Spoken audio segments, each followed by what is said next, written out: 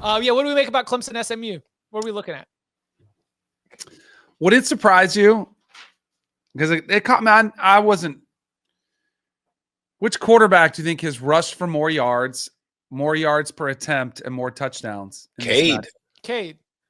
That doesn't surprise you at all? Like the way that we talk about Clay and the way that we talk about Kevin Jennings. I mean, you guys are dialed in. But I think most people think of a real dual threat in Kevin Jennings. I know.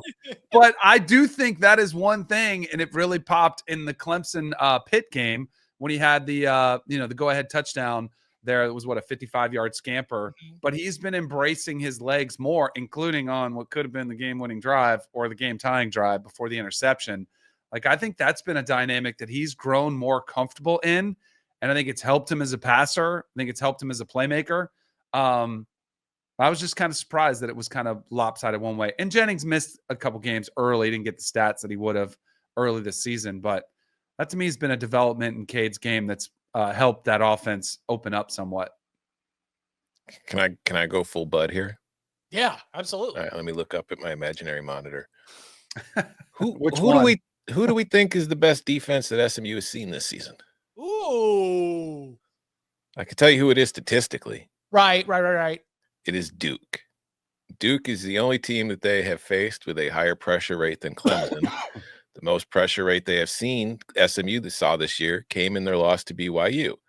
Their 1-point win over Duke was their worst offensive performance of the season with Jennings outside, before he started. Like the Nevada game, they were terrible. So the best defense they have seen was Duke. It was their worst performance outside of the BYU game. You know what else they did in that Duke game? Turned it over six times, and they won by a point. And you know why?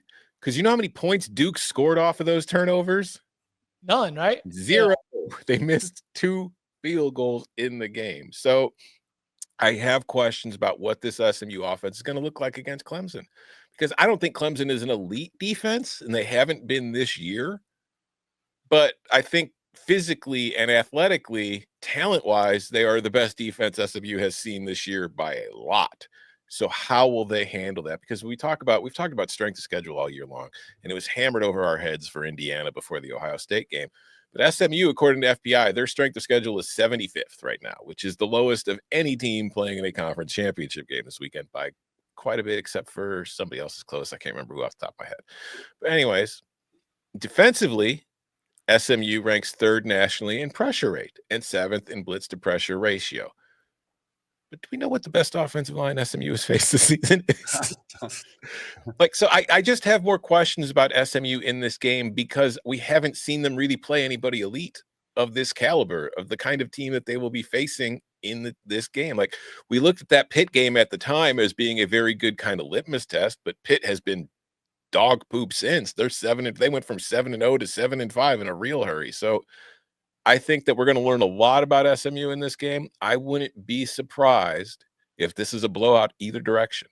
Ooh. Because I do think SMU has the ability to just completely outscore Clemson. Yeah. Because we have seen Clemson's offense when they have faced good defenses, and maybe this SMU defense is just genuinely good, despite who they've played.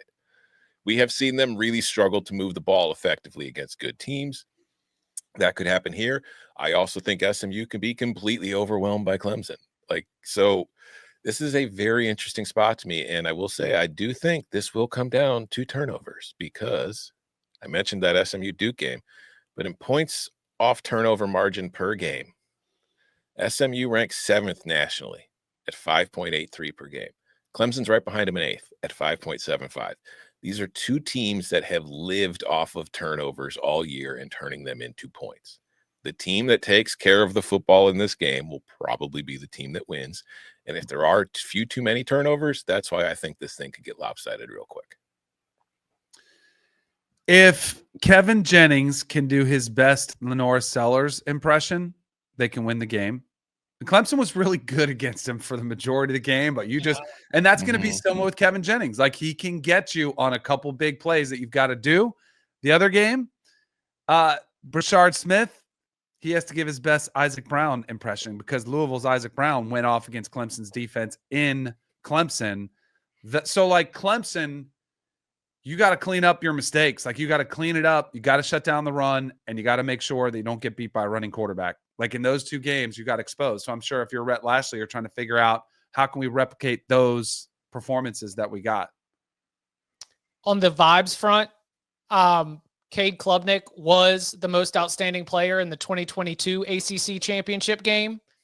This is a program that has won 7 ACC titles since 2015. There might be some, this is what we do kind of, vibe. And, I was talking about the fans, but I was also thinking about the locker room and the coaching staff and just sort of the way that they're going to handle their business in a building where they have had so much success. I don't think Clemson has lost an ACC championship game in Bank of America Stadium. I think they lost maybe to Georgia Tech in 2009. That might have been Jacksonville. But I know I was there in 11, then 15, 16, 17, 18, 19, 20, and 22. We'll see. I mean, look, SMU has a higher ceiling, I think, than Clemson does. But if this game gets played on Clemson's terms, I like the way they played. You mentioned the Lenore Sellers thing. Clemson played well in that game. Yeah. Clemson played really well in that game. They answered the call. They showed up physically. Like they were every bit the caliber of South Carolina in that game. If they can bring that same effort, intensity, physicality, you mentioned what's the best defense that SMU has played. If that Clemson defensive front can get their ears pinned back and start getting after the quarterback and bring him down instead of letting him escape and letting him scamper for 20-yard runs, then yeah, there are ways to do this. I think that if SMU, again, takes care of the football, runs their offense, plays fast, they can put a number on the board that Clemson might struggle with when it comes to having to chase the game. But if this game stays close and stays on Clemson's terms, I think I like the Tigers in this one. It's going to be one where you got to tackle. They have a lot of weapons. They like to spread the football around. We've talked about some of these teams that have 1 or 2, like a tight end and 1 wide receiver. SMU spreads it around. And even I was worried about them when they lost Maryland, RJ Maryland, their tight end, who was their leading receiver. They spread the ball around. So Clemson, make sure you're ready to tackle, in open space, because that's what they're going to try to do.